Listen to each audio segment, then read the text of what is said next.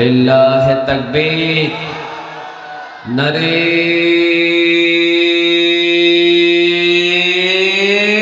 তাকবীর। আল্লাহ আমাদের এই তাকবীর গুলোকে তুমি কবুল করো।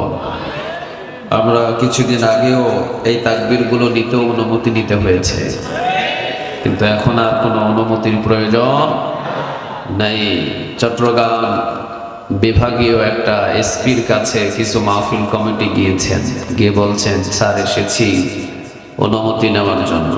তারা বলছে কিসের অনুমতি? স্যার বলছে কিসের অনুমতি? মাহফিল কমিটি বলছে মাহফিলের অনুমতি। এই অনুমতি নেওয়ার জন্য এখানে আসছেন কেন? এখন কি আর আছে শেখ হাসিনা? এখন কি আছে আওয়ামী লীগ?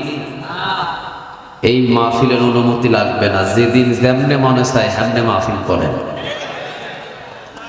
কত বড় স্বাধীনতা পেয়েছি আমরা, আলহামদুলিল্লাহ বলবেন না? আল্লাহ কোরআনের জন্য যারা জীবন দিলেন তুমি তাদেরকে শহীদের উচ্চ মাকাম দান করো। যারা এই কোরআনের জন্য প্রতিবন্ধী হয়ে গেছেন, হাত হারিয়ে ফেলেছেন, পা হারিয়ে ফেলেছেন, আল্লাহ তুমি তাদেরকে জীবন্ত শহীদ হিসাবে কবুল করো। যেই পরিবার থেকে যারা হারিয়ে গেছেন সেই পরিবারকে আল্লাহ ধৈর্য ধরার তৌফিক দান করো। আল্লাহ আমাদের সবাইকে ঈমান নিয়ে চলার তৌফিক দান করো। আজকে আমরা যারা এখানে বসেছি বিরক্ত হচ্ছেন? কোন কিতাব থেকে কথা হবে? সবাই বলেন না কোন কিতাব? কোরআন আছে যেখানে আমরা আছি, কোরআন নাই যেখানে আমরা নাই সেখানে।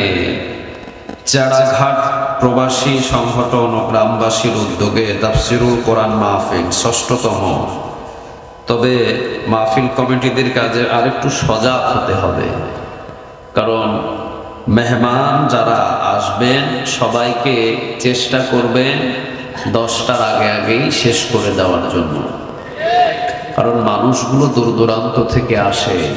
12টার ওই পার্শ্বে মাহফিল করাটা শিক্ষিত কোনো এলাকার হতে পারে না। 12টার ওপারে মমতাজের গান চলতে পারে, মাহফিল না। মমতাজের গান চলতে পারে, কিন্তু মাহফিল 12টার ওই পার্শ্বে নিয়ে যাওয়াটা ঠিক না। কারণ মমতাজের গান যারা শুনে তারা গাঁজা খায় আর মদ খায়, ইয়াবা খায়। আমরা কি গাঁজাখোর?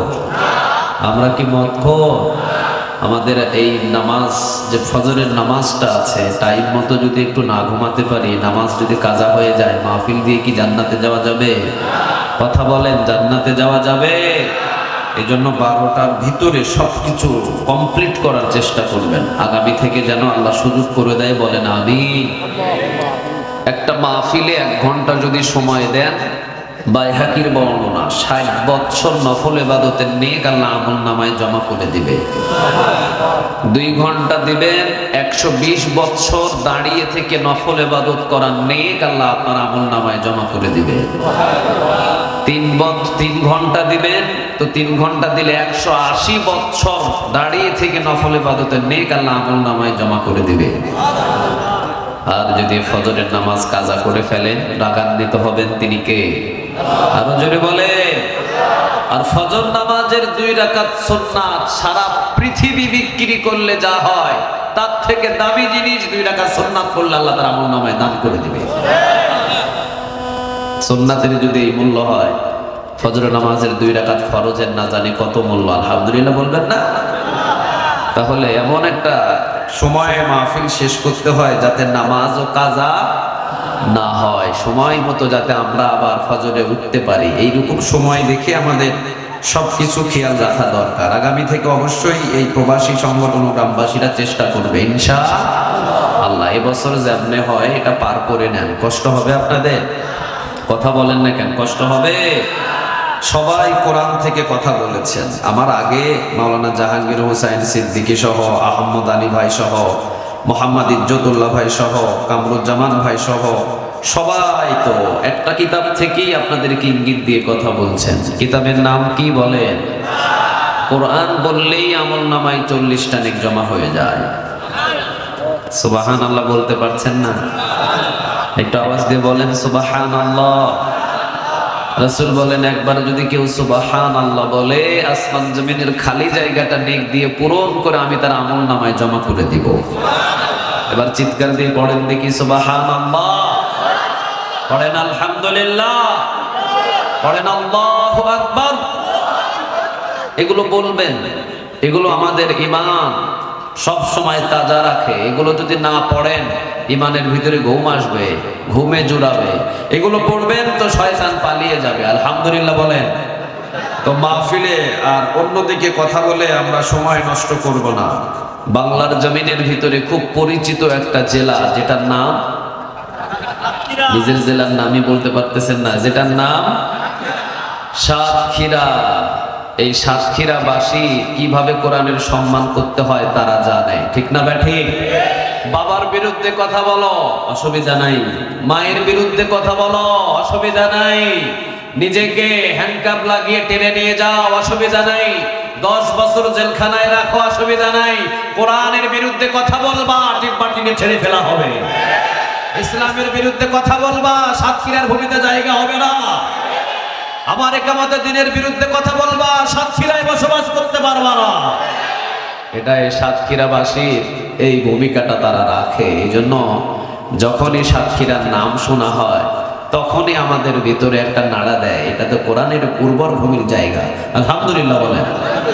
আলেম ওলামাও আপনাদের এই সাতক্ষীরাতে অসংখ্য বেশি, সাংগঠনিক কাজও এই সাতক্ষীরাতে বেশি, কোরআনের মাহফিলও সাতক্ষীরাতে বেশি, ঠিক না ঠিক?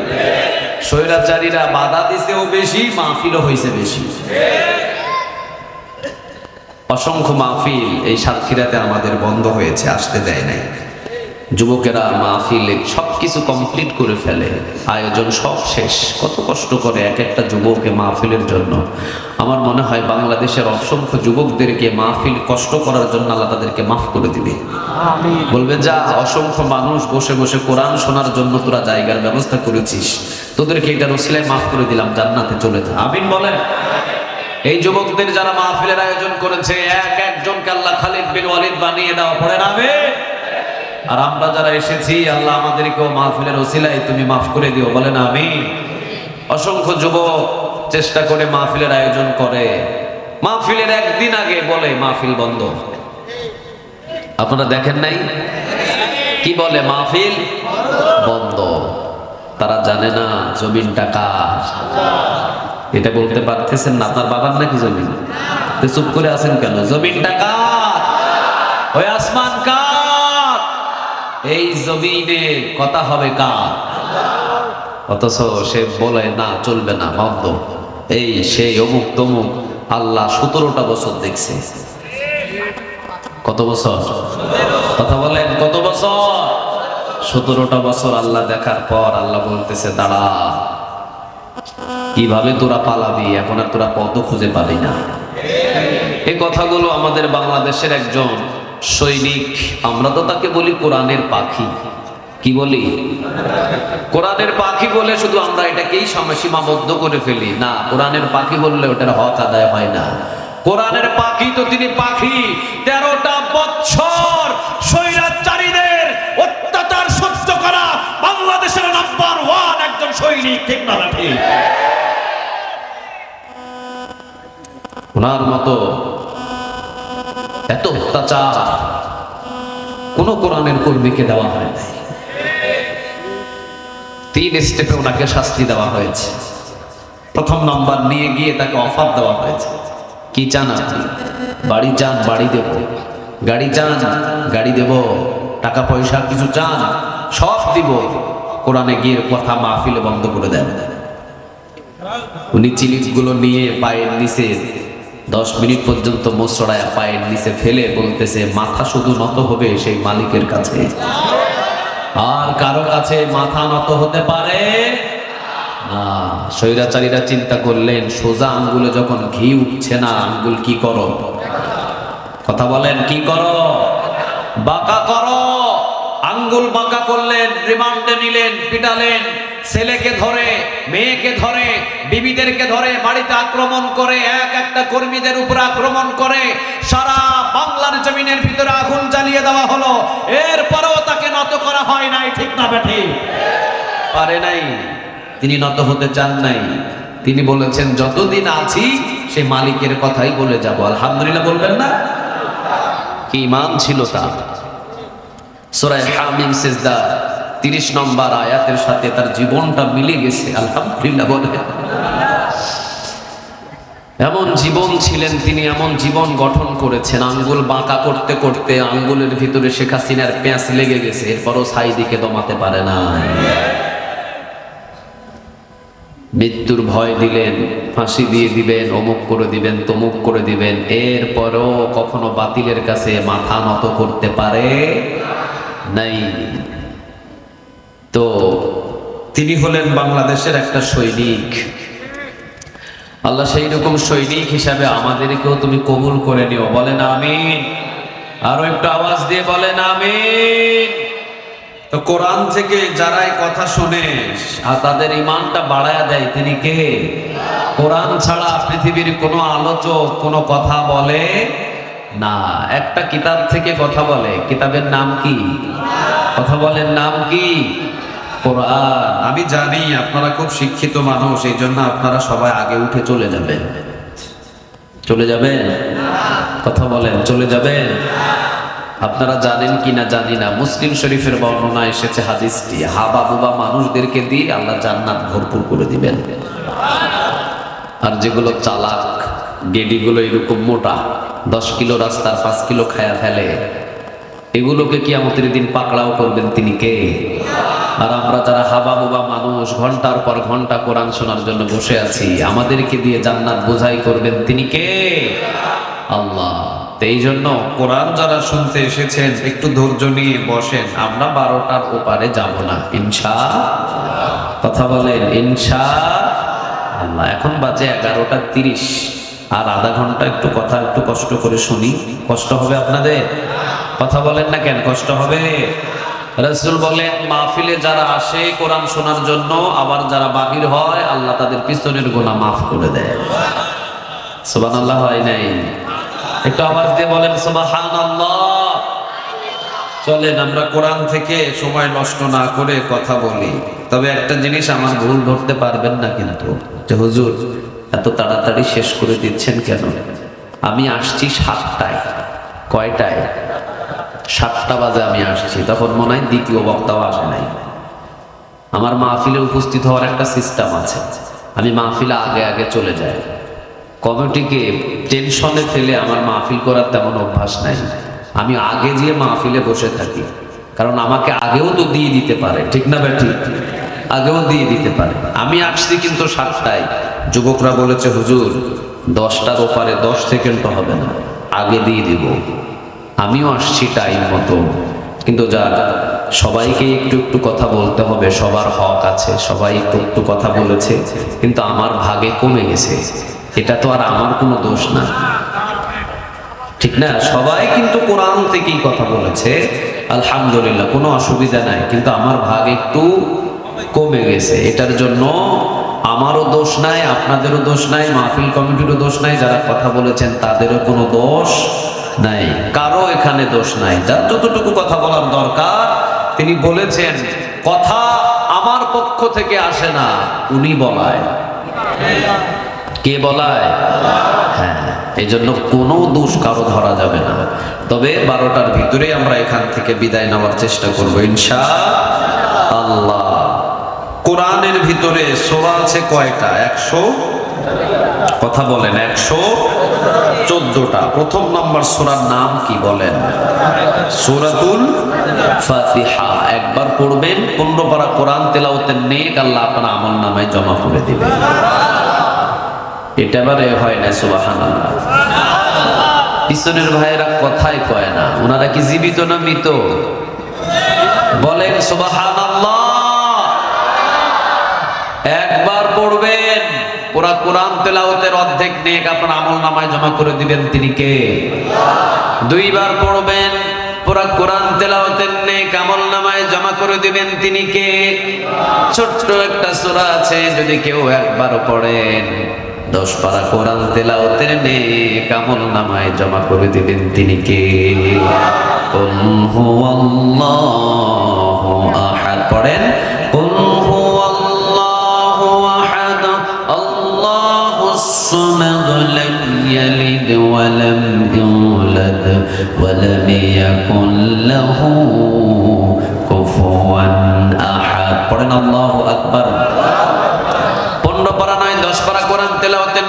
যাবেন। কোরআনের ভিতরে এমন একটা আয়াত আছে, সব আয়াতের ভিতরে যে আয়াতটাকে বলা হয় নেতা, শ্রেষ্ঠ আয়াত, যার নাম আয়াতুল কুরসি। প্রত্যেক ফরজ নামাজের পর একবার করে যদি পড়েন, জান্নাতের ভিতরে ঢুকায়া দিবেন তিনি কে? মান ক্বারা আয়াতুল কুরসি ফি দুবুরি কুল্লি সালাতিন মাকতুবাহ লাম ইয়ামনাহু মিন দুখুলিল জান্নাহ ইল্লা আইয়ামুত। রাসূল বলেন, যে ব্যক্তি ফরজ নামাজের পর আয়াতুল কুরসি পড়ে সে জান্নাতে চলে যায়। সুবহানাল্লাহ বলবেন না? আয়াতুল কুরসি প্রত্যেক ফরজ নামাজের পর পড়ে জান্নাতে চলে যায়। শুধু মৃত্যুটা বাকি থাকে, বললেই তাকে জান্নাতে ঢুকায়া দিবেন তিনি কে?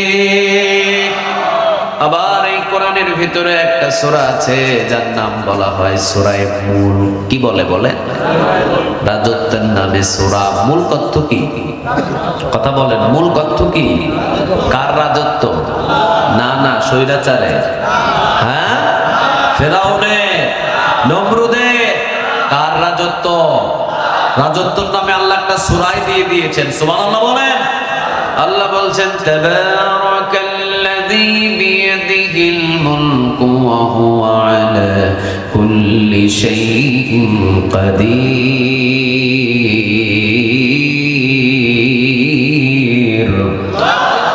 তাবারাকাল্লাযী বিয়াদিহিল মুলক, বরকতময় আল্লাহ যার হাতে রাজত্ব। বিয়াদিহি মানে হাত বোঝানো হয়েছে, এখানে কারো রাজত্ব নয়, একজনের হাতের উপরে রাজত্ব থাকে। রাজত্ব কার?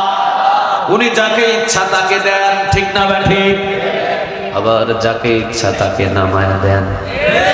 এই ক্ষমতাটা কার?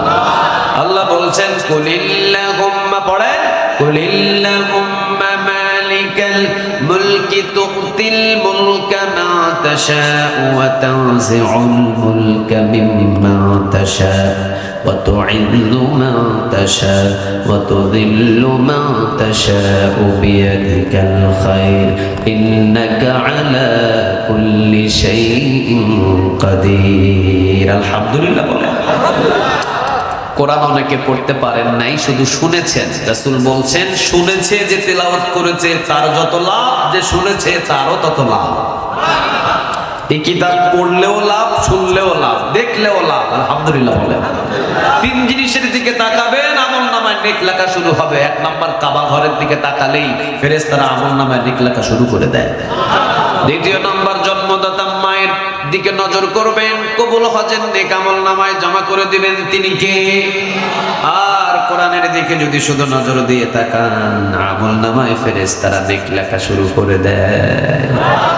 পৃথিবীতে এমন নিয়ামতের কিতাব আর একটাও খুঁজে পাওয়া যায়। তাবারাকাল্লাযী বিয়াদিহিল মুলক, বরকতময় আল্লাহ যার হাতে রাজত্ব। আল্লাহ বলছেন সূরা মুলক, যে ব্যক্তি প্রতিদিন তেলাওয়াত করবেন, নবী আপনি জানিয়ে দেন। রাসূল বলেন, যে ব্যক্তি প্রতিদিন সূরা মুলক তেলাওয়াত করবে, ইন্না সূরাতা ফিল কুরআন 30 আয়াতান শাফাআত লিসাহিবিকা হাত্তা গুফিরা লাহু তাবারাকাল্লাযী বিয়াদিহিল মুলক। সূরা মুলকের 30 আয়াত। এই সূরাতে 30টা আয়াত আছে। যে ব্যক্তি প্রতিদিন এই সূরা মুলক ঘুমানোর আগে তেলাওয়াত করবে, কিয়ামতের ময়দানে কোনো টেনশন থাকবে না, কিয়ামতের ময়দানে কোনো ভয় থাকবে না, কোনো ধরনের কোনো সংশয় থাকবে না। কিয়ামতের ময়দানে সূরা মুলক তাকে খুঁজে নিয়ে ঝগড়া করতে করতে আল্লাহর সাথে তাকে জান্নাতে নিয়ে যাবে। একটু আওয়াজ দিয়ে বলা যায় না সুবহানাল্লাহ? আর সূরা হামিম সিজদার একটা আয়াত আছে 30 নাম্বার, ইন্নাল্লাযীনা ক্বালু রাব্বুনা আল্লাহ।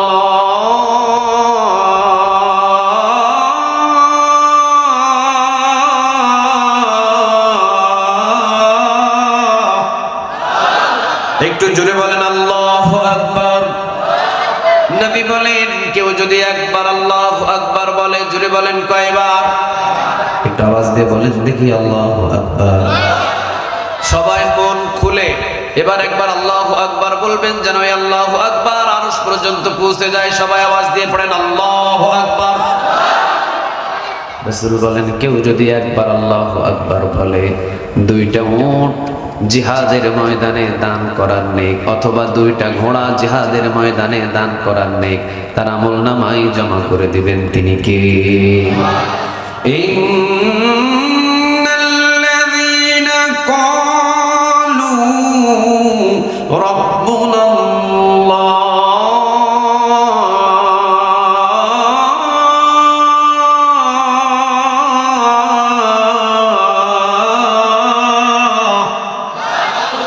আল্লাহ বলছেন ইন্নাল্লাযীনা ক্বালু রাব্বুনাল্লাহ, নিশ্চয়ই যারা, কাকে রব মানে? একটু সবাই বলেন কাকে রব মানে? আমাদের রবের নাম কি? অনেকের সন্দেহ আছে মনে হয়, আমাদের রবের নাম কি? আর একটু আওয়াজ দিয়ে বলেন আমাদের রবের নাম। কোন সন্দেহ? জোরে বলেন কোন সন্দেহ? আগামীকাল যদি দাজ্জাল সাতক্ষীরার ভূমিতে আসবে দাজ্জাল নিশ্চিত, কিন্তু কোন দিন আসবে কোনো গ্যারান্টি? আসবে নিশ্চিত, কোন দিন আসবে কেউ জানে না। জানেন কে? আগামীকাল যদি ধরে নিলাম আগামীকাল সকাল 10টা বাজে ঘুম থেকে ওঠার আগে যদি দাজ্জাল এই সাতক্ষীরার ভূমিতে এসে পৌঁছে যায়, কারণ আমরা সবাই জানি দাজ্জালের কপালে একটা শব্দ লেখা থাকবে, কাফ ফা। সবাই বলেন, জেনে থাকতে হবে সবার, কাফ ফা 3টা শব্দ মিলে একটা ওয়ার্ড তৈরি হয়, যেটার নাম হলো কাফির। কাফার লেখা থাকবে, মুমিন বান্দাগুলো দেখবে দাজ্জালের কপালে খোদাই করে লেখা আছে কাফার। অনেক চেষ্টা করবে কিন্তু কপাল থেকে এই লেখাটা মোচন করতে পারবে না, কারণ লিখে দিয়েছেন তিনি কে? আরো জোরে বলেন। কাফার লেখা থাকবে, একটা চোখ কানা হবে। কয়টা? যদি বলেন কয়টা? একটা ভালো থাকবে আর একটা কানা থাকবে। ডান হাতে থাকবে জাহান্নাম আর বাম হাতে কি? বাম হাতে কি? জান্নাত। ডান হাতে কিন্তু মুমিনদের ডানপন্থী যারা তারা হবে কোথায়? জান্নাতি। আর বামপন্থী যারা তারা হবে জাহান্নামী। আর কাফেরের অর্থাৎ দাজ্জালের ডান হাতে কি? জান্নাত। ডান হাতে থাকবে জাহান্নাম, বাম হাতে থাকবে জান্নাত। সাতক্ষীরার ভূমিতে 10টার সময় হাজির হবে। 10টার সময় হাজির হয়ে সাতক্ষীরার ভূমিতে এসে ও জিজ্ঞাসা করবে, এই সাতক্ষীরাবাসী সবাই আমাকে রব হিসাবে মেনে নে। আচ্ছা আপনারা বলেন সাতক্ষীরাবাসী সেই দিন দাজ্জালের সামনে নাম নিবেন কার?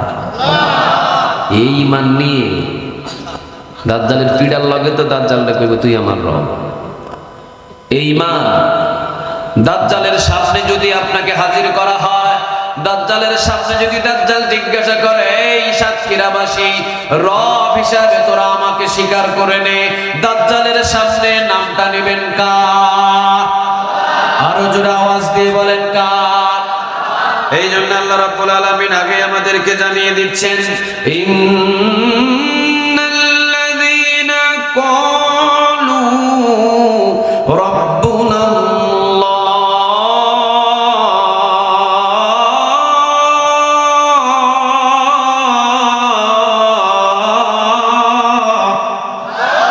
ইন্নাল্লাযীনা ক্বালু রাব্বুনাল্লাহ, নিশ্চয়ই যারা আমি আল্লাহ রাব্বুল আলামিনকে রব হিসাবে মেনে নেয়, তাহলে বুঝলাম আমাদের রব কে? কয়জন? আস্তে না জোরে বলেন কয়জন? হিন্দু ভাইদের দেবতা কত? 33 কোটি। ভুল কম যাও। কত কোটি? 33 কোটি। পুরা বাংলাদেশের সব হিন্দু দাদাদের একত্রিত করেও যদি বলে 33 কোটির নাম মিলা, ওরা বলতে পারবে না। ওদের দেবতার একটা নিয়ম দেখেন, ফসলের ভিতরে বরকত চাইবে এক দেবতার কাছে যেতে হয়, আবার ফলের ভিতরে স্বাদ নেওয়ার জন্য আরেক দেবতার কাছে যেতে হয়, আবার আসমান থেকে বৃষ্টি নেওয়ার জন্য আরেক দেবতার কাছে যেতে হয়, বিয়ে করার আগে আরেক দেবতার কাছে চাইতে হয়, শিক্ষা নেওয়ার জন্য আরেক দেবতার কাছে চাইতে হয়। 33 কোটি দেবতার পিছনে ঘুরতে ঘুরতে হিন্দু দাদাদের পিছন দিয়ে বাতাস বাইর হয়। আমাদের সন্তান বলেন, খাবার বলেন, রিজিক বলেন, বিবি বলেন, সুস্থতা বলেন, যা কিছু আছে সব কিছু কয়জনের কাছে চায়? আর একটু আওয়াজ দিয়ে বলেন কয়জন? কয়জন? কোন দরবারে আমাদের ঘোরাঘুরি করা লাগে না, এক যাই নামাজে দাঁড়িয়ে আমরা সব কিছু বলি আলহামদুলিল্লাহ, বলবেন না? আমাদের সব কিছু দেয় কয়জন? আরো জোরে বলেন কয়জন? আমাদের দেবতা অর্থাৎ আমাদের রবের একটা নিয়ম দেখেন, আল্লাহু লা ইলাহা ইল্লা হুয়া আল হাইয়ুল কাইয়্যুম লা তাখুযুহু সিনাতুন ওয়ালা নাওম। আলহামদুলিল্লাহ বলবেন না? লা তাখুযুহু সিনাতুন ওয়ালা নাওম। আমরা এমন একটা রবের গোলামি করি যার ঘুমও নাই, তন্দ্রামিও নাই। সুবহানাল্লাহ বলেন। ঘুম নাই, তিনি ঘুমান না। তন্দ্রামি মানে মাঝে মাঝে ঘুমায়, মাঝে মাঝে জাগে। মসজিদে গেলে আমাদের মাঝে মাঝে ঘুম, মাঝে মাঝে জাগি, এটা হলো তন্দ্রামি। এটারে কি বলে? তন্দ্রামি বলে। মসজিদে গেলে এমন কোনো ব্যক্তি নাই যে ঘুমাই নাই, সবার ঘুম মসজিদে আছে না নাই? কারণ মসজিদের মতো শান্তির জায়গা আর পৃথিবীতে একটাও আছে? কথা বলেন আছে?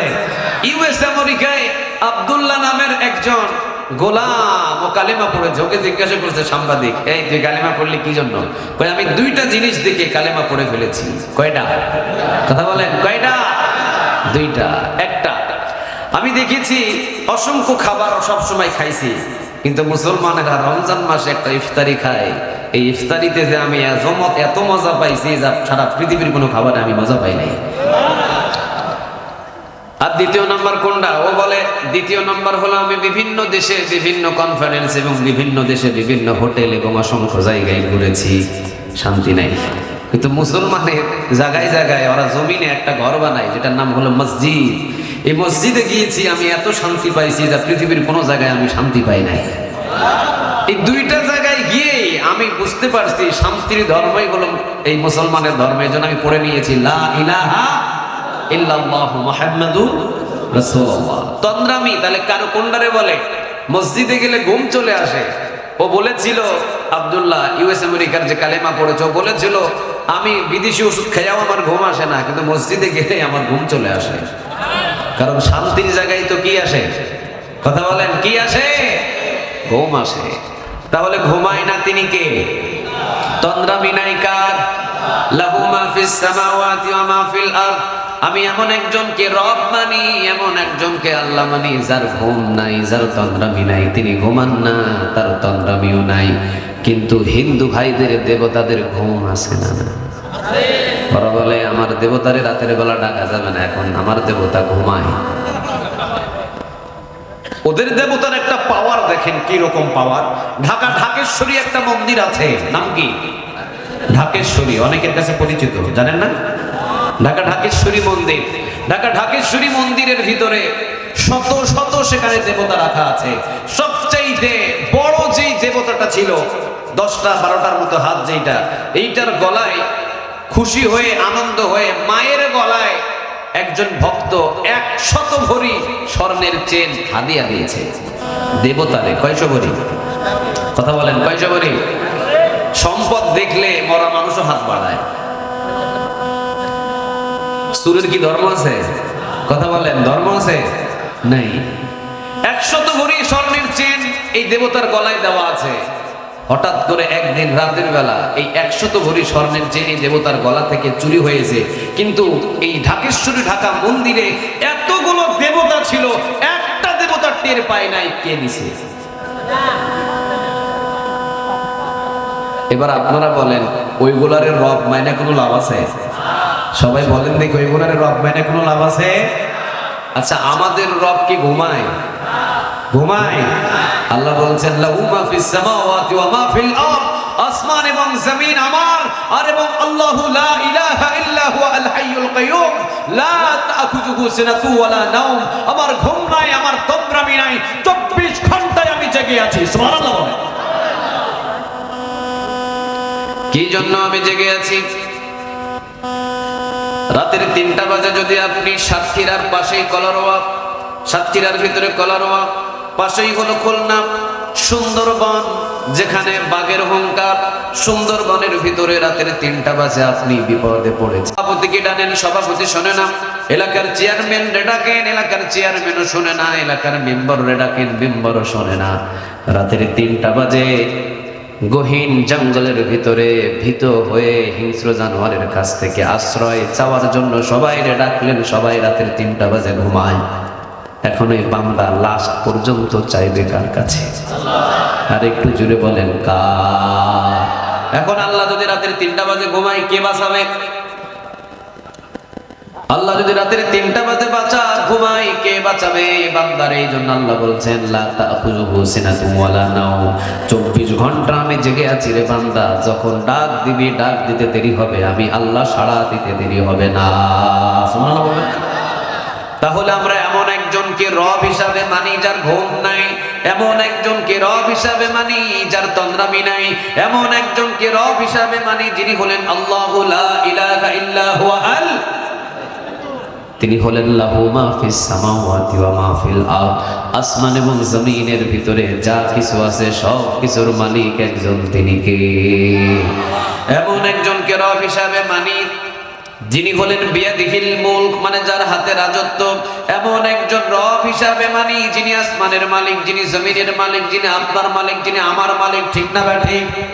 তাহলে আমাদের রবের নাম কি? আরেকটু আওয়াজ দিয়ে বলেন, নামটা কি?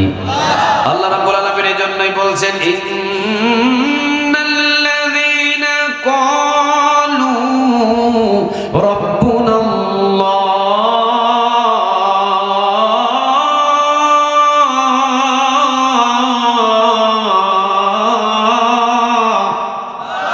আল্লাহ বলছেন ইন্নাল্লাযীনা ক্বালু রাব্বুনাল্লাহ, নিশ্চয়ই যারা আমি আল্লাহ রাব্বুল আলামিনকে রব হিসাবে মেনে নেই।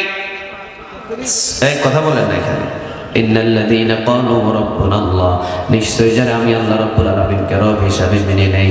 সুম্মাস্তাকামু, আল্লাহ নিজেই জানিয়ে দিলেন রব হিসাবে মেনে নেওয়া সহজ, সুম্মাস্তাকামু অটল হয়ে দাঁড়িয়ে থাকা কঠিন। ঠিক না ঠিক? এই মোবাইল আওয়াজ বাজায়, এখানে কে বাজায়? একটু বন্ধ করেন এটা। আল্লাহকে রব হিসাবে মেনে নেওয়া সহজ, কিন্তু সুম্মাস্তাকামু অটল থাকা কঠিন। ঠিক না ঠিক? সবাই কিন্তু অটল থাকতে পারে। আরেকটু আওয়াজ দিয়ে পারেন, সবাই কিন্তু আওয়াজ দিয়ে বলেন, সবাই কিন্তু অটল থাকতে পারে। রব হিসাবে মানা সহজ, আল্লাহ রব হিসাবে মানে নিলাম, কিন্তু গিরাই যখন বাড়ি পড়বে তখন কিন্তু আল্লাহরে অনেকে ভুলে যায়। ঠিক না ঠিক? অসংখ্য জায়গায় যখন রিমান্ডে যাওয়া লাগে, গ্রেফতার হওয়ার যখন ভয় আসে, অসংখ্য মানুষ দেখেছি ইসলামী আন্দোলন ছেড়ে দিয়ে সাধারণভাবে জীবনযাপন করা শুরু করে। ঠিক না ঠিক? একটা জিনিস মনে রাখবেন, আল্লাহকে রব হিসাবে মেনে নেওয়া সহজ, কিন্তু সুম্মাস্তাকামু অটল থাকা সহজ না কঠিন? আরেকটু আওয়াজ দিয়ে বলেন, একটু সহজ না কঠিন? এই জন্য আল্লাহ রাব্বুল আলামিন সূরা হামিম সিজদার 30 নম্বর আয়াতের ভিতরে বলেছেন ইন্নাল্লাযীনা ক্বালু রাব্বুনাল্লাহ, নিশ্চয়ই যারা আমি আল্লাহ রাব্বুল আলামিনকে রব হিসাবে মেনে নেয়, সুম্মাস্তাকামু এবং যারা আমাকে রব হিসাবে মেনে নিয়ে অটল থাকে, আমি আল্লাহ রাব্বুল আলামিন তাদের কাছে 3টা উপহার পাঠাবো। জোরে বলেন কয়টা? আর একটু আওয়াজ দিয়ে বলেন কয়টা? তবে আমি উপহার নিয়ে যেতে দেব না, আমি উপহার কারো মাধ্যমে পাঠাবো না, আমি উপহার পাঠাবো জান্নাতি ফেরেশতার মাধ্যমে। ওয়ান্নাজিআতি গরকা ওয়ান্নাশিতাতি নাশতা ওয়াসসাবিহাতি সাবহা ফাসসাবিকাতি সাবকা ফালমুদাব্বিরাতি আমরা। বলেন কথাগুলো কার? যখন বান্দাগুলো মৃত্যুবরণ করবে, আমি 2টা দল ফেরেশতা পাঠাই। যদি কোনো নেককার বান্দা দুনিয়া থেকে বিদায় হয়, আমি জান্নাতি ফেরেশতা পাঠিয়ে দিব। আর যখন কোনো বেঈমান বিদায় হয়, জাহান্নামের ফেরেশতার দল তার কাছে পাঠায় দেয়। তিনি কে? আল্লাহ রাব্বুল আলামিন এখানে বলছেন তাতানাজ্জালু আলাইহিমুল মালায়েকা, আমি আল্লাহ রাব্বুল আলামিনকে যারা রব হিসাবে মেনে নেবে, সুম্মাস্তাকামু অটল হয়ে দাঁড়িয়ে থাকবে, তাতানাজ্জালু আলাইহিমুল মালায়েকা, দাঁড়িয়ে থাকতে থাকতে যখন মৃত্যুর সময় ঘনিয়ে আসবে, তার কাছে জান্নাতের ফেরেশতা পাঠায় দিবেন। তিনি কে? 3টা সুসংবাদ দিয়ে জুড়ে বলেন কয়টা? একটু আওয়াজ দিয়ে বলেন কয়টা?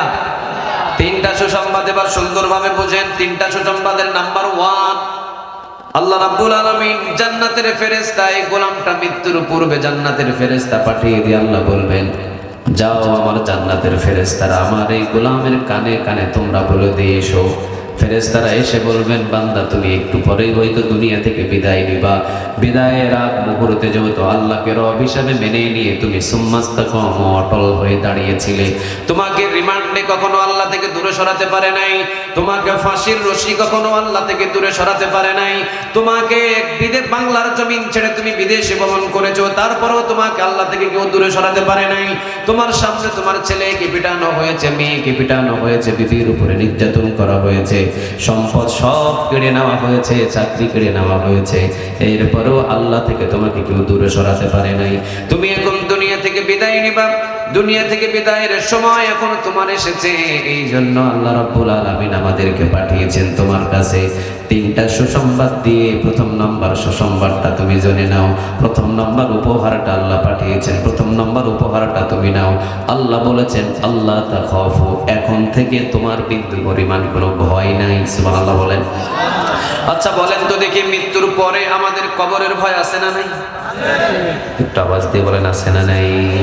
সব জায়গার খবর পাওয়া যায়, কিন্তু 3.5 হাত কবরের ভিতরে থেকে আজ পর্যন্ত কেউ কোনোদিন খবর নিতে পারে? বাবার কবরের পাশে ছেলে দাঁড়ায়, মায়ের কবরের পাশে ছেলে দাঁড়ায়, দেশ থেকে বিদেশের খবর নেয়, কিন্তু মায়ের বাবার কবরের পাশ থেকে খবর নেওয়া যায় না। 3.5 হাত কবর থেকে খবর নেওয়া যায় না, কারণ এই কবরের খবর জানেন একজন, তিনি কে? কি হয় কি ঘটে পৃথিবীর কেউ জানে না, জানেন শুধু একজন। আওয়াজ দিয়ে বলেন, তিনি কে? আল কবরু রাউদাতুম মিন রিয়াদিল জান্নাহ আও হুফরাতুম মিন হুফারিন নার। কবর কারো জন্য জান্নাতের বাগান বানাই, আবার কবর কারো জন্য জাহান্নামের গর্ত বানাই। এই যে কবর কারো জন্য জান্নাতের বাগান এবং জাহান্নামের গর্ত, দুইটা জিনিস বানাই, কেউ বানাই না, একজনা বানাই, তিনি কে?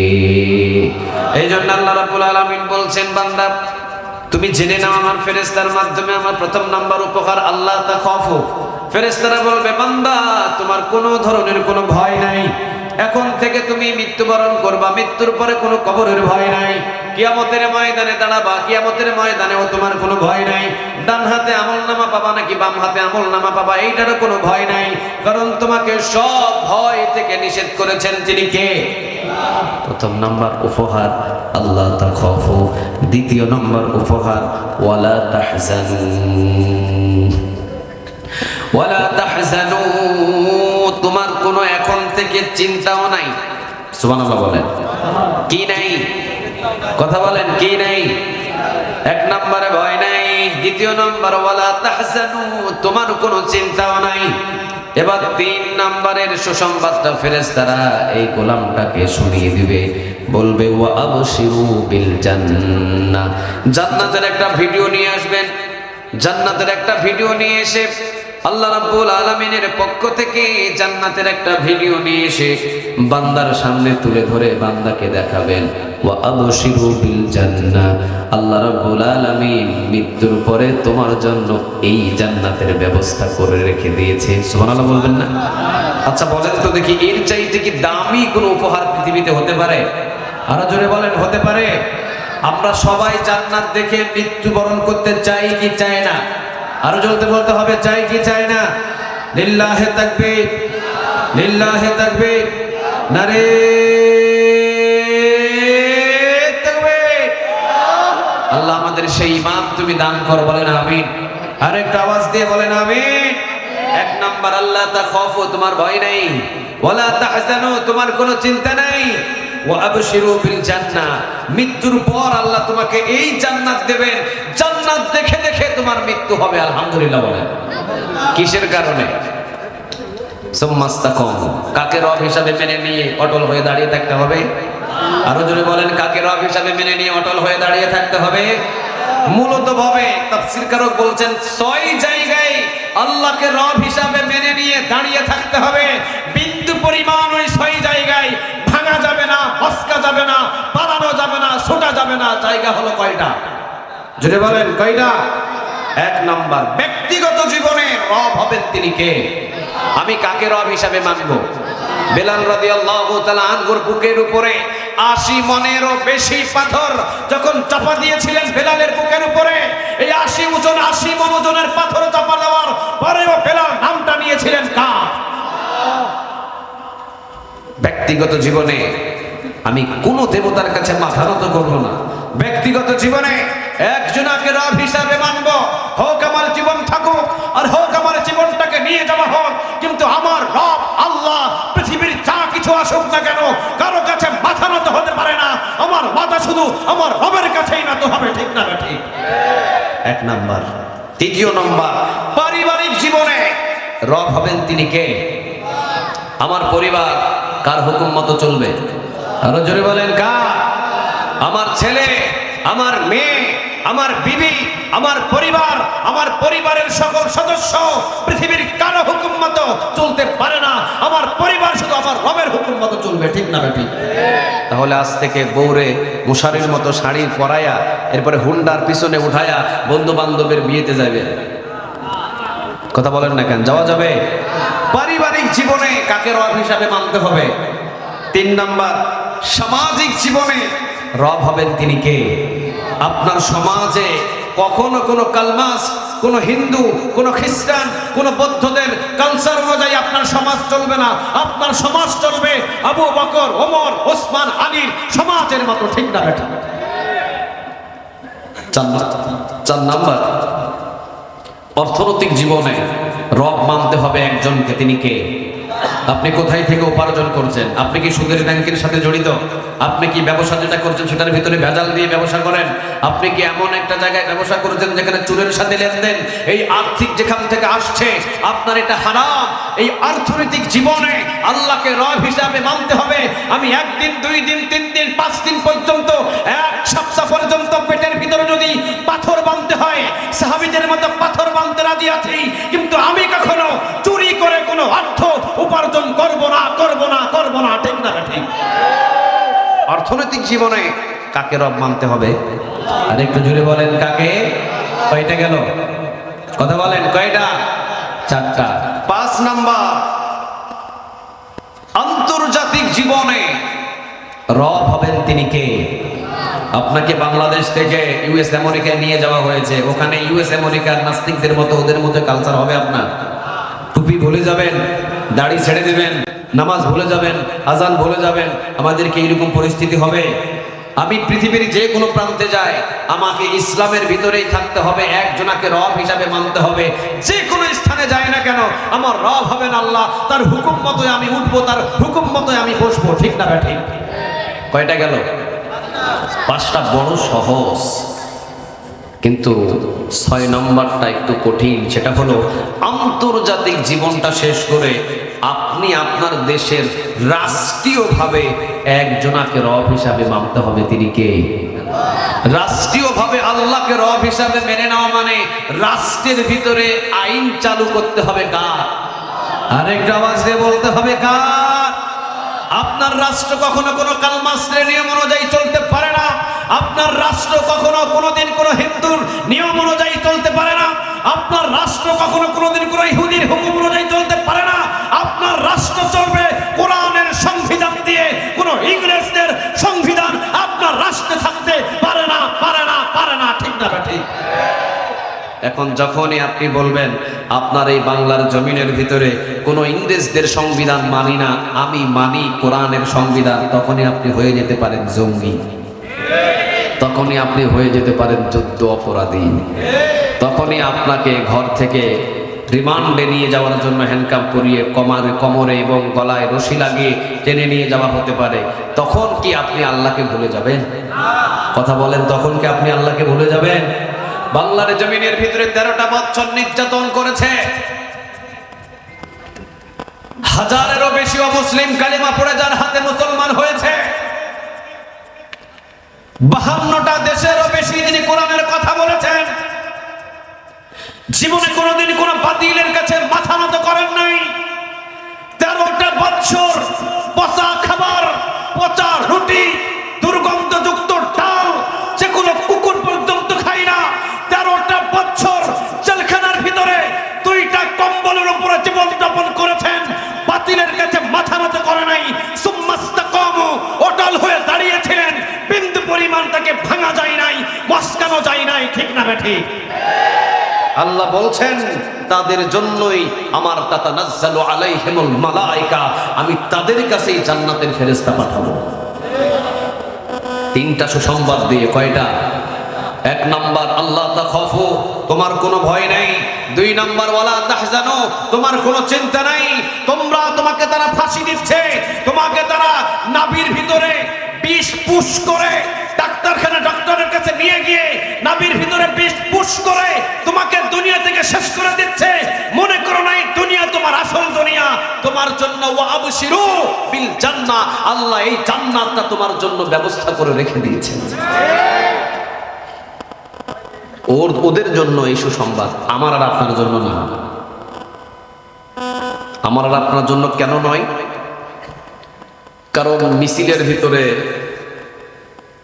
সামনে গিয়েছেন, দুইটা গুলির আওয়াজ হয়েছে, কোন দিক দিয়ে দৌড় মারি যে বাড়িতে আসা ঢুকছেন, সারা বছরও বাড়ান নেই। আপনি ভেঙে গেছেন, আপনি সুম্মাস্তা কম অটল হয়ে দাঁড়িয়ে থাকতে পারেন নাই।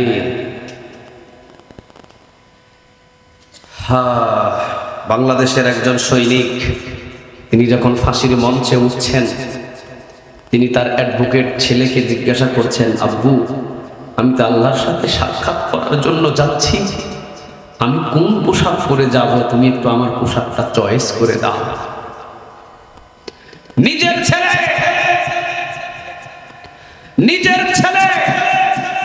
কত বড় সুম্মাস্তাকাম অটল হয়ে দাঁড়িয়ে আছে। নিজের ছেলে পাঞ্জাবি এবং টুপি আর পায়জামার আতর সুরমা নিজের চয়েস করে বাবার জন্য ফাঁসির মঞ্চে উঠা পর্যন্ত নিজের বাবাকে সেটা হাদিয়া দিয়ে পরিয়ে দিয়ে বলছে, এই পোশাক পরে আপনি আল্লাহর সাথে সাক্ষাৎ করতে চলে যান। কি ছেলে ছিলেন তিনি! আর যিনি যাচ্ছেন আল্লাহর সাথে সাক্ষাৎ করার জন্য, তিনি বা কতটা সুম্মাস্তাকাম অটল হয়ে দাঁড়িয়ে আছেন। রাতে 12:01 ফাঁসির রশি ঝোলানো হবে, এটা তার কাছে পাঠানো হয়েছে। তিনি দেখে তিনি বলছেন, আমরা তো সবাই আল্লাহর জিম্মায় আছি, এখন আল্লাহর কাছেই চলে যাব, এগুলো আমাদেরকে দিলেই কি না দিলেই কি। পরের দিন 12:01 তার ফাঁসিতে নিয়ে যাওয়া হবে তাকে। 3 ঘন্টা আগে জেলার সাহেব, যার দায়িত্ব ছিল, ওনাকে বলছেন, আপনি আমাকে একটু ডেকে দিবেন। কি জন্য? তা আমি আল্লাহর কাছে তো যাব, 3 ঘন্টা পর আমার ফাঁসি হবে, আমি 2 ঘন্টা ঘুমাতে যাই। আলহামদুলিল্লাহ বলবেন না? 3 ঘন্টা পর যদি আপনার ফাঁসি হয়, আপনার কি ঘুম আসবে? কথা বলেন, ঘুম আসবে? 2 ঘন্টা এই জেলার বলেছেন, যার খেদমতে ছিলেন এই ফাঁসি, 2 ঘন্টা পর্যন্ত তিনি ঘুমিয়েছেন। আর তিনি জেগে জেগে দেখেছেন, নাক ডাকায় ডাকায় ঘুমাইছে তিনি। 2 ঘন্টা পর তাকে ডেকে দিয়েছেন। ডেকে দিয়ে তিনি বাহিরে থেকে এসে দেখছেন বাকি 1 ঘন্টা নামাজে দাঁড়িয়েছিলেন। সেখান থেকে সোজা ফাঁসির মঞ্চে গিয়েছেন। তাকে জিজ্ঞাসা করা হয়েছিল, আপনি 2 ঘন্টা কেমনে ঘুমালেন, 3 ঘন্টা পর আপনার ফাঁসি? তিনি বলেছিলেন আয়াতটা পড়ে, ইন্নাল্লাযীনা ক্বালু রাব্বুনাল্লাহ, যারা আল্লাহকে রব হিসেবে মেনে নেয়, সুম্মাস্তাকামু অটল হয়ে দাঁড়িয়ে থাকে, তাতানাজ্জালু আলাইহিমুল মালায়েকা, তাদের কোনো ভয় নাই, তাদের কাছে সোজা জান্নাতের ফেরেশতা আল্লাহ পাঠিয়ে দেয়। ঠিক না ঠিক? 1 নাম্বার আল্লাহ তাখাফু, তোমাদের কোনো ভয় নাই, ওয়ালা তাহজানু, তোমার কোনো চিন্তা নেই, ওয়া আবশিরু বিল জান্নাহ, এই জান্নাত দেখে তোমার মৃত্যু হবে। যে জান্নাত দেখে যে মৃত্যু হয়, এই মৃত্যুর মতো সৌভাগ্যের মৃত্যু আর পৃথিবীতে একটাও, আরো জোরে বলেন, একটাও নাই। তাহলে 13টা বছর জেলখানায় রাখার পর নির্মমভাবে অত্যাচার করে যাদেরকে দুনিয়া থেকে শেষ করে দেওয়া হলো, তাদের মৃত্যুটা হয়েছে আমাদের মতো নাকি কার হুকুম মতো? আরো জোরে বলেন, আরেকটু আওয়াজ দিয়ে বলেন। কারণ তাদের ঈমান ছিল, সুম্মাস্তাকামু, ইস্তেকামত ছিলেন, আল্লাহকে রব হিসাবে মেনে নিয়ে 6 জায়গায়। তারা শুধু একটাই ভুল ছিল তাদের জীবনে, এই বাংলার জমিনের ভিতরে স্বৈরাচারীদের কাছে তাদের একটাই দোষ ছিল, তারা বলেছিলেন একটা কথা, জমিন যার আইন চলবে তার, জমিন যার আইন চলবে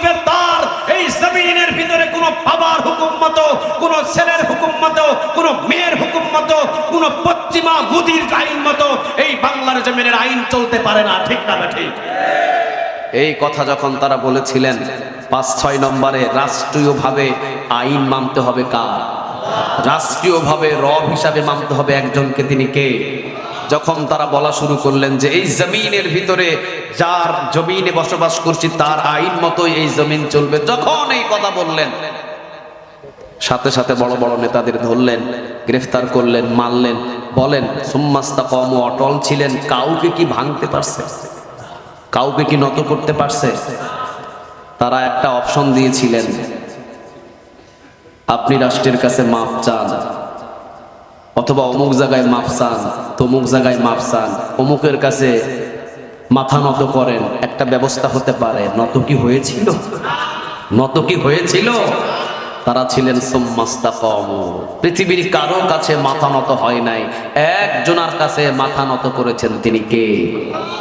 আল্লাহ বলছেন এই ৬ জায়গায় যারা আল্লাহকে রব হিসাবে মেনে নিয়ে সুম্মাস্তাকাম, অটল হয়ে দাঁড়িয়ে থাকবে, তাদের জন্য আল্লাহর পক্ষ থেকে সুসংবাদ আসবে। কয়টা? কথা বলেন, কয়টা? নাম্বার 1, আল্লাহ তাখাফু, তোমার কি নাই? ভয় নাই। 2 নম্বর, ওয়ালা তাহজানু, তোমার কি নাই? চিন্তা নাই। 3 নম্বর, ওয়া আবশিরু বিল জান্নাহ, তোমাকে এই জান্নাত দেখে মৃত্যুবরণ দেওয়া হবে, অর্থাৎ তুমি জান্নাত দেখতে দেখতে তোমার মৃত্যু হবে। আলহামদুলিল্লাহ বলবেন না? আল্লাহ যেন এই ধরনের মৃত্যু আমাদের সবাইকে দান করেন, বলেন আমিন। আরেকটু আওয়াজ দিয়ে বলেন আমিন। আরেকটা জিনিস আপনারা জেনে যান, 6 নম্বরে রাষ্ট্রীয়ভাবে আইন আল্লাহর চায় অনেকে, কিন্তু কিছু চায় কিছু চায় না। এদেরকে কি বলে? আরেকটা আওয়াজ দিয়ে বলেন, এদেরকে কি বলে? কোরআন সব জায়গায় মানতে পারে না, কিছু কিছু জায়গায় পারে, কিছু কিছু জায়গায় পারে না। এদেরকে কি বলে? তাদের সাথে আমাদের কোনো সম্পর্ক? আরো জোরে বলেন, কোনো সম্পর্ক?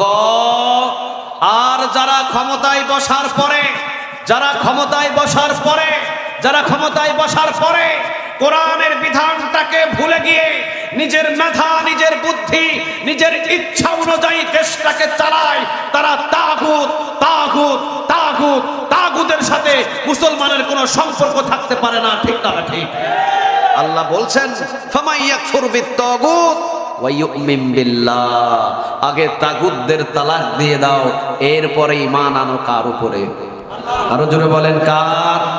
তাগুতের সাথে সম্পর্ক রেখে যদি আমি 1000 বার ইমানদার সাজি, দাড়ি পরি, টুপি পরি, আমি কখনো ইমানদার নয়। আমার জন্য জাহান্নামের আগুনের ব্যবস্থা করে রেখেছেন, তিনি কে? তাহলে এ পর্যন্ত জেনে রাখবেন, যারা ক্ষমতার চেয়ারে বসেছে, যারা ক্ষমতার চেয়ারে বসতে চাচ্ছে, তাদের যদি সংবিধান কোরআন দিয়ে দেশ চালানো না হয়, অবশ্যই তারা যদি নিজের মেধা, নিজের বুদ্ধি দিয়ে দেশ চালাতে চায়, তাহলে তারা তাগুত, তারা কখনো জান্নাতে যেতে পারবে না, ঠিক না ঠিক? ক্ষমতায় যারাই বসবে, কার কিতাব অনুযায়ী দেশ চালাতে হবে? কার সংবিধান অনুযায়ী দেশ চালাতে হবে? আল্লাহর সংবিধান ছাড়া পৃথিবীতে মানুষের বানানো কোনো সংবিধান যারা চাইবে, তারা কি? আর আসতে বলেন, তারা কি? ফেরাউন কি ছিল? নমরুদ কি ছিল? কথা বলেন, ফেরাউন কি ছিল? তাগুত। নমরুদ কি ছিল? তাগুত। কারণ ফেরাউন কখনো মুসা আলাইহিস সালামের রবের আইন মানে নাই, সে নিজে নিজে ইচ্ছা করে আইন বানাইছে আর মানুষকে মারছে, ঠিক না বেঠিক? ইব্রাহিম আলাইহিস সালামের জামানায় ছিলেন কে? নমরুদ। ইব্রাহিম আলাইহিস সালামের রবের হুকুম সে মানে নাই, নিজের ইচ্ছা অনুযায়ী হুকুম বানিয়েছে আর মানুষদের উপরে চাপ সৃষ্টি করছে। তারা তাগুত। তাগুতের সাথে আমাদের কোনো সম্পর্ক নাই। এই জন্য আমি যতটুকু এখান থেকে কথা বললাম, 6 জায়গায় আল্লাহকে রব হিসাবে মানতে হবে। কয় জায়গায়? 6 জায়গায়। নাম্বার 1, ব্যক্তিগত জীবনের রব হবেন তিনি কে? পারিবারিক জীবনের রব হবেন তিনি কে? সামাজিক জীবনের রব হবেন তিনি কে? অর্থনৈতিক জীবনের রব হবেন তিনি কে? আন্তর্জাতিক জীবনের রব হবেন তিনি কে? আর রাষ্ট্রীয় জীবনের রব হবেন তিনি কে? 6 জায়গায় রব হিসাবে মানা এবং সুম্মাস্তাকাম, অটল হয়ে দাঁড়িয়ে থাকা। আল্লাহ বলছেন তোমার জন্যই আমার 3টা সুসংবাদ। ওয়ালা আল্লাহ তাখাফু, তোমার ভয় নেই। ওয়ালা তাহজানু, তোমার কোনো চিন্তা নেই। ওয়া আবশিরু বিল জান্নাহ, জান্নাত দেখতে দেখতে তুমি মৃত্যুবরণ করো। আলহামদুলিল্লাহ বলেন। আল্লাহ এরকম মৃত্যু যেন আমাদের সবাইকে দেয়, আমরা বলি আমিন। আরেকটু আওয়াজ দিয়ে বলেন আমিন। অসংখ্য রাত হয়েছে, আরো কিছু আরো 2টা আয়াত টান দেওয়ার খেয়াল ছিল, কিন্তু রাত বেশি হওয়ার কারণে আমি পারছি না, বা আপনারাও হয়তো এত সময় পারবেন না, কারণ আমি আগেই বলে দিয়েছিলাম 12টার ভিতরে বোঝা যাচ্ছে আপনারা খুব খেয়াল রাখছেন ঘড়ির দিকে, অনেক খেয়াল রেখেছেন ঘড়ির দিকে। আল্লাহ রাব্বুল আলামিন আমাদের সবাইকে এই আয়াত অনুযায়ী আমল করার তৌফিক দান করুক, বলেন আমিন। আমার একজন ভাই, ওনার নাম কি, ওনার মায়ের জন্য দোয়া চেয়েছেন, মফিজুল ইসলাম ভাই, উনি মফিজুল ইসলাম ভাই ওনার মায়ের জন্য দোয়া চেয়েছেন এবং উনি 50 বস্তা সিমেন্ট দিয়েছেন। আল্লাহ রাব্বুল আলামিন ওনার দানটাকে কবুল করুক এবং ওনার মায়ের কবরটাকে জান্নাতের বাগান বানিয়ে দিক, আমরা বলি আমিন, আল্লাহুম্মা আমিন। ربنا ظلمنا أنفسنا وإن لم تغفر لنا وترحمنا لنكونن من الخاسرين ربنا لا تزغ قلوبنا بعد إذ هديتنا وهب لنا من لدنك رحمة إنك أنت الوهاب اللهم حاسبني حسابا يسيرا اللهم إنك عفو تحب العفو فاعف عنا اللهم أحيني مسكينا وأمتني مسكينا واحشرني في زمرة المساكين গুনার বোঝা মাথায় নিয়ে ভিক্ষুকের মতন, কাঙ্গানের মতন রব্বে করিম তোমার দরবারে দুই হাত তুলেছি, দয়া এবং মায়া করে আমাদের প্রত্যেকের হাতগুলোকে তুমি কবুল করে নাও। আল্লাহ, কোরআনের মাহফিলের জন্য যারা দিন রাত 24 ঘন্টার ভিতরে প্রায় অসংখ্য সময় ব্যয় করেছে, মানুষদেরকে বসার জায়গা করে দিয়েছেন, এত সুন্দর জান্নাতের বাগান সাজিয়েছেন, যুবক সহ এলাকাবাসী সহ যারা আয়োজন করেছেন প্রত্যেককে আল্লাহ তুমি মাহফিলের ওসিলায় মাফ করে দাও। আল্লাহ, মাহফিলের ওসিলায় কিয়ামতের দিন তুমি নাজাত দিয়ে জান্নাতে ঢুকিয়ে দিও।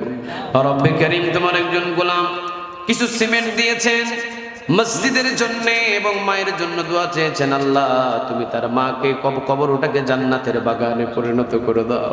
আল্লাহ, অসংখ্য যুবক আমার ডানে এবং আমার বামে এবং মুরব্বী শ্রেণী, যুবক শ্রেণী আমার সামনে এবং ডানে বামে অসংখ্য মানুষগুলো চুপি চুপি দুই হাত তুলে তোমার দরবারে বসে আছে। ইয়া রব, কিভাবে তুমি এই গভীর রাতে তাদের হাতকে খালি হাতে ফিরিয়ে দিবা। রাত যত গভীর হয় সব রহমতের দরজাগুলো একের পর এক খুলে দেওয়া, এখন সব রহমতের দরজাগুলো খোলা।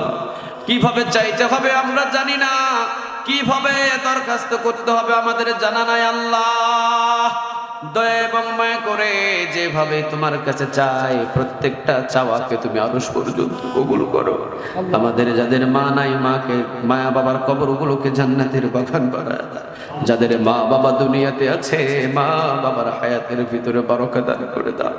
রব্বে কারীম, এই ময়দানে যারা অসংখ্য আয়াত এবং অসংখ্য হাদিস থেকে কথা বলেছেন, প্রত্যেকের কথাকে তুমি আমাদের প্রত্যেককে আমল করার তৌফিক দান করো। আজকের মাহফিলের সভাপতি, সহসভাপতি, প্রধান অতিথি সহ যারাই ছিলেন, আল্লাহ তুমি তাদের সবাইকে কোরআনের খাদেম হিসাবে কবুল করে নাও। এ পর্যন্ত যারা কোরআনের সৈনিক হিসাবে জীবন দিয়ে চলে গেছেন, শহীদের উচ্চ মাকাম তুমি দান করো। ও রব্বে কারীম, কোরআনের সৈনিক হতে গিয়ে, তোমার দ্বীন কায়েমের পথে লড়তে গিয়ে অনেকেই অনেক অঙ্গগুলো হারিয়ে ফেলেছে। কারো একটা হাত নাই, কারো পা নাই, কারো আঙ্গুল নাই, কারো চোখ নাই, কারো কান নাই। ও আল্লাহ, তাদেরকে জীবন্ত শহীদ হিসাবে তুমি কবুল করে নাও। ও রব্বে কারীম, তুমি ছাড়া তো আমাদের কেউ নাই, যেখানেই যাই তুমি ছাড়া আমাদের কোনো উপায় নেই। এখনো পর্যন্ত তোমাকে আমরা যারা চিনতে পারি নাই, তোমার গোলামি অতি শীঘ্রই হওয়ার জন্য তৌফিক দান করো। আজ থেকে আমরা তোমার গোলাম, আজ থেকে আমরা তোমার গোলাম, তুমি আমাদের মালিক। আল্লাহ, আজকের আগের দিন থেকে যতই গুনাহ খাপা ভুল ত্রুটি করেছি, তুমি আজকের দিনের ওসিলায় মাফ করে দাও। রব্বে কারীম, আমরা যারা দুই হাত তুলে বসে আছি এই ময়দানে, মা বোন যারা এসেছেন এই ময়দানে, আল্লাহ যে যা তোমার কাছে চুপি চুপি চেয়েছি প্রত্যেকের চাওয়াগুলোকে তুমি আরশ পর্যন্ত কবুল করো। খাস করে আমাদের যাদের মা বাপ এবং মা বাবা সহ আত্মীয় স্বজন যারা এসেছেন এখানে, ও আল্লাহ, যারা দুই হাত তুলে বসে আছেন, মুরব্বীদের হাতগুলোকে তুমি আরশ পর্যন্ত কবুল করে নাও। বিশেষ করে আমার মা জননী, বোন এবং ছোট্ট ছোট্ট সোনামণিগুলো যারা এসেছেন মাহফিলে, আমার মা বোনদেরকে খাদিজা, আয়েশা, ফাতিমা রাদিয়াল্লাহু তাআলা আনহাদের মতো কবুল করো। ও রব্বে কারীম, মায়েদের জন্য জান্নাতে যাওয়া একেবারে সহজ। কয়েকটি যদি আমলের দিকে খেয়াল করে, 8টা জান্নাতের দরজা তার জন্য খোলা থাকবে। আমার মা বোনদেরকে ছোট ছোট নেক আমলগুলো করার তুমি সুযোগ করে দিও। অসুস্থ শরীর নিয়ে যারা মাহফিলে করে তাদেরকে ঘরে ফিরে দাও। গুনাহ নিয়ে যারা এসেছেন গুনাহ মোচন করে তুমি আবার বাড়িতে ফিরে দাও। মা বাবা যাদেরকে কবরে দাফন করেছেন আল্লাহ মা বাবার কবরগুলো জান্নাতের বাগান বানায়া বাড়িতে ফিরে দাও। রব্বে কারীম, আমরা যারা এসেছি তোমার কাছে অনেকেই অনেক ধরনের চাওয়াগুলো তোমার কাছে চুপি চুপি চেয়েছি, না কবুল করে এই ময়দান থেকে তুমি আমাদেরকে বাড়িতে ফিরায়ো না। আগামীকাল ফজর থেকে 5 ওয়াক্ত নামাজি বানাও। যত নামাজ কাজা করেছি তুমি মাফ করে দাও। ও আল্লাহ, এই বাংলার জমিন এমন একটা জমিন আমাদেরকে দেখাও আল্লাহ, কালেমার পতাকা পথ পথ পথ পথ করে উঠছে। পার্লামেন্টে কোরআনের আইন পার্লামেন্টে চালু হয়ে গেছে। যারা জীবন দিয়েছেন তাদের জীবনটা অন্তত ধন্য হয়ে যাবে। এই কোরআনের জন্য যারা হাসতে হাসতে জীবন দিলেন, শহীদের উচ্চ মাকাম তুমি তাদের দান করে দিও। আর তুমি আমাদের ওই দিনও মৃত্যু দিও না, যতদিন পর্যন্ত কালেমার পতাকা না উড়াতে পারি, যতদিন পর্যন্ত আমরা পার্লামেন্টে কোরআন না পৌঁছাতে পারি, ততদিন পর্যন্ত তুমি আমাদের কারো কাছে মওতের ফেরেশতা পাঠায়ো না। সেই দিনই মওতের ফেরেশতা পাঠায়ো যেই দিন কালেমার পতাকা দেখব। আর মওতটা তুমি জিহাদের ময়দানে দান করো, শহীদ হিসাবে কবুল করে নিও। ও রব্বে কারীম, দয়া এবং মায়া করে যদি জিহাদের ময়দানে আমাদের মৃত্যু না হয়, তাহাজ্জুদের নামাজে তুমি আমাদের মৃত্যু দিও। ওযু অবস্থায় তুমি আমাদের মৃত্যু দিও। সিজদা অবস্থায় তুমি আমাদের মৃত্যু দিও। যখন দুনিয়া থেকে চিরতরের জন্য বিদায় নেব, জবান দিয়ে তুমি উচ্চ সুরে কালিমাটা জারি করে দিও, লা ইলাহা ইল্লাল্লাহু মুহাম্মাদুর রাসূলুল্লাহ।